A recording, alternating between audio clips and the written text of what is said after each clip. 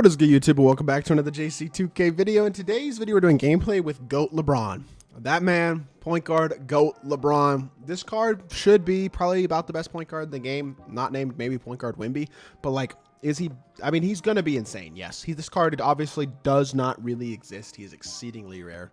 But massive shout out to my boy Mavsman for letting me hop on his account to record this gameplay. He said he pulled him out of a 10 box with MT, which, if that's true, that's insane luck, to be completely honest. So congratulations to him. But GOAT LeBron, point guard eligible, should be an absolutely dominant card. Now, this is the only LeBron that has a changed release, which is why I think he has a chance to be significantly better than all the other Bronze, because this year Bronze release, while not bad, is not exceptional. And I think this should really elevate what Bron can do as a card with an improved release. So before we hop into the video, if you haven't already, make sure you hit that subscribe button. Help me push towards the 30,000 subscriber mark on the channel. I upload every single day, tons of consistent daily MyTEAM content. Without further ado, LeBron James.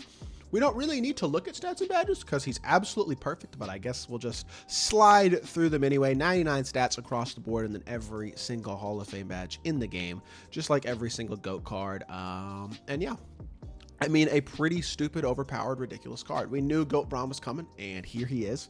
And the honest truth about GOAT Bron is, like, the question with this card more than anything else is release and how that release plays, because nothing else about this card is going to be flawed. You know what I mean? I want to turn off vibration. Hold on. I do not like vibration on. That vibration always annoys excuse me, it annoys the crap out of me on this game. But LeBron, I mean, he's got the same exact SIGs as his other Dark Matters in terms of perfect SIGs with Francis Sides, with Trey Escape, Jamal Murray behind the back, all that type of stuff.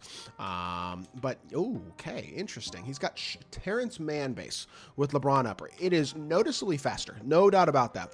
But the way he falls back when he shoots is really strange. It reminds me of Jimmy Butler's release from last year almost, where he like falls backwards as he shoots the ball. Now, it's a much better release than the release that he had in terms of speed and the ease of which you'll be able to get it off. And I wonder if him falling backwards will make it harder to contest as well.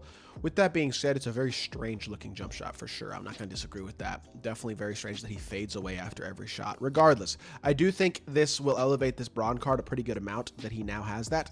And he's got Pro 2 fade still. I mean, his Pro 2 fade was never my favorite with his upper, but it'll definitely get the job done. It's not a bad fade by any means, nice and smooth. Pro 2's best fade in the game, and his upper isn't terrible. So it's a good Pro 2. Obviously, athletically and defensively, LeBron will be as good as it gets, as his other cards are, to be fair. The only huge transformational difference between this Bron and the other ones is, number one, point guard eligibility, which only one other Bron has. But number two, the ability to get his shot off much quicker with this release. And yes, it makes Bron much better. And yes, it makes him the best point guard in the game, not named maybe point guard Wimby. So the card's going to be exceptional. Excited to use him. Let's hop into a game. See what King James can do. I will say, as a Mavs fan myself, I appreciate the Mavsman gamer tag and the Mavs jerseys that he's got on. Gotta love that. But let's hop into a game, see what we can do. Bron immediately bursting, getting open. Not open enough, though. That was a bad shot. Not open. I mean, just because he has an improved, faster release now does not mean you can shoot anything, especially in this game, and that's just the way it works. That's a terrible shot selection by me. Step up. Okay, Bron gets back on ball, I guess. That was strange. They got switched up weirdly, but he missed the shot. That's fine. Wall this up, and Tyler Hero wide open for three. It drills it. All right, 3-0 deficit. Not the ideal start to the game with a GOAT LeBron by any means, especially against not a great team, but attack downhill. Let's see what Bron can do. Trey escape. I mean, the thing about this Bron is that his movement isn't any better than the other Brons. It's just that he's freaking got a better release. That's like the only difference between the card. And then I get slowed down immediately on a wide open shot.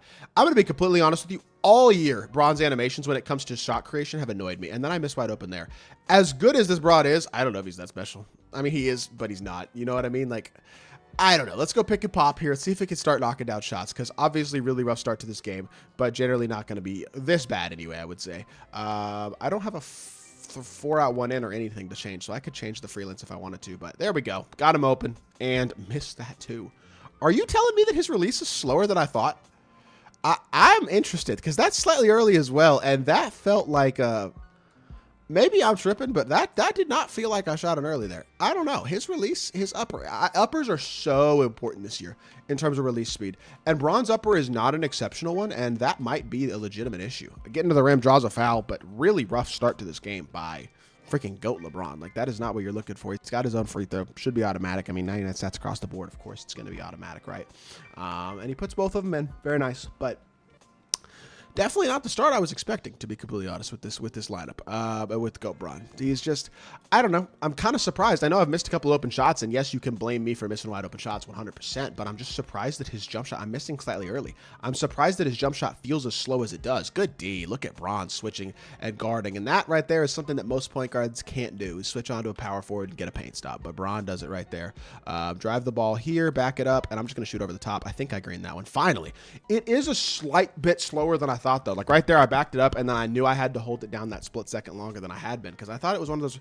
Honestly, in freestyle, it felt like one of those releases that you could get off with, like, with the earlier release timing, because there does feel like there's like specific release timings. You have a fast release timing, a slow release timing, and a medium release timing on like just jump shots in general. You know what I mean? There's like, it feels like there's 3 release timings on the speed of jump shots pretty much.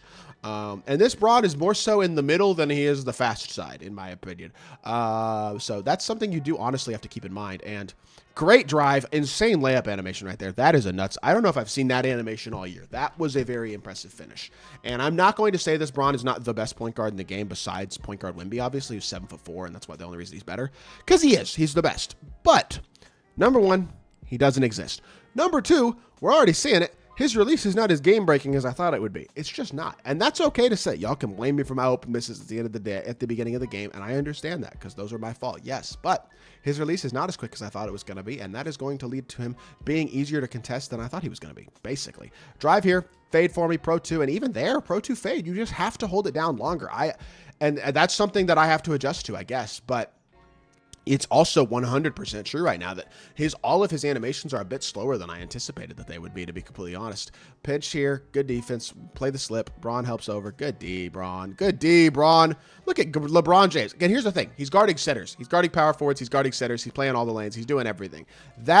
LeBron's player build, his defensive animations, all that type of stuff are always exceptional. The thing is, you can get all of that on his other cards. So, like, the thing that this card is supposed to be insane with is specifically the changed release. That's supposed to elevate this card a huge level and really make him way better as a scorer and shot creator and stuff.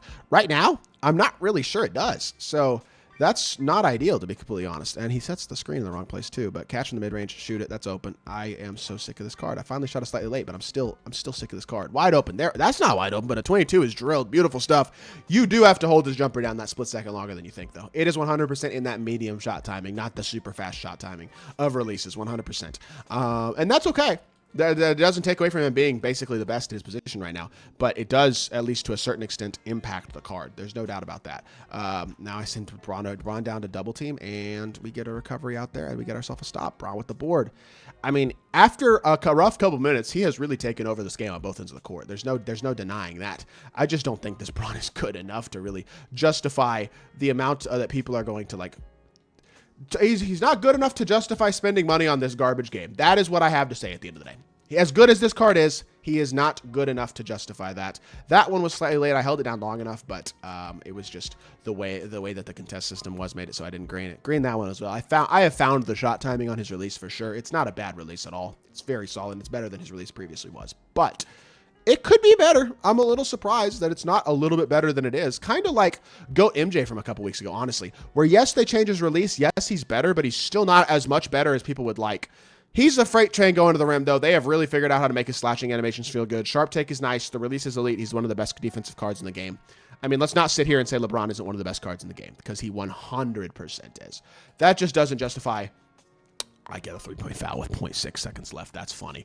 But it certainly doesn't justify spending money on this predatory game to try to chase after this Braun card, because, again, like I think the only cards that have come out recently that are truly game-breaking are the out-of-position Wimbys, because everybody else has some sort of counter, and there's so many good free cards in this game that at this point that, like, you don't need gambling cards, period, to build your team. I mean, having a Wimby would be nice, but, like, I don't, and it's fine.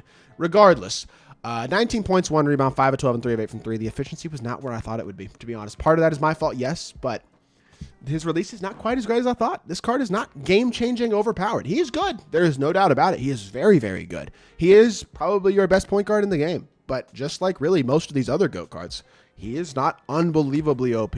I would not say by any means. So, hope you all did enjoy the video. If you did, make sure you hit that like button, leave a comment, and subscribe. I'll be back with more 2K content very, very soon. I appreciate y'all. Peace.